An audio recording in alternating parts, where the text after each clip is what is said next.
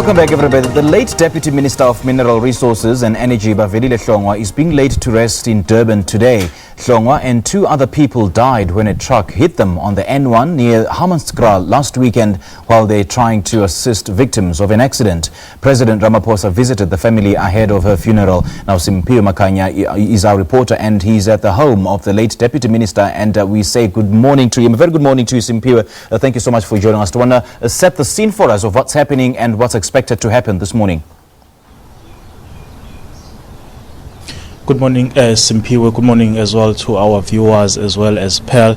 We're outside the home of the late Deputy Minister of Mineral Resources and Energy, Bavelile Hlongwa. As you have said in your intro there, Simphiwe, that the President yesterday did visit the family, and we had an opportunity to speak to him, really to find out what his words of condolences were, where he basically said that the country has lost quite a young and promising leader in the late Deputy President Bavelile Hlongwa. He basically described her as someone who was very promising, as someone who was very dedicated to his work, saying that the President had learned quite a lot from her as a person and as an individual. Today, Simphiwe, in terms of the proceedings, we are expecting the family to begin with the prayer session shortly, and then thereafter there will be then a procession which will go to the Inkosi Albert Luthuli Convention Center, which is about 10 minutes drive from where we are,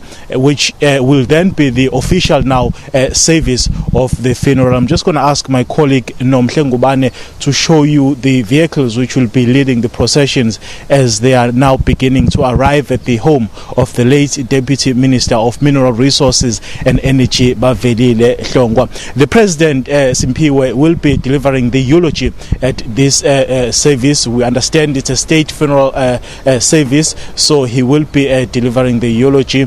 Yesterday we spoke to quite a number of the leaders who have worked with Bavelile Hlongwa, who basically described her as a very forthright person, as a person who was not afraid or was not shy to actually air her views. So they say her life basically actually was that of a person who was always willing to assist, because even here at home where we are, Simphiwe, she basically adopted 4 children. You know, many people thought that she was a person who had children, but finding out from the memorial service, it came out that actually those children were actually adopted by her. The proceedings where we are, Simphiwe, are expected to begin at about 7 o'clock, and then thereafter we will go back to the Inkosi or Albert Luthuli Convention Center, where now the official service will then be held.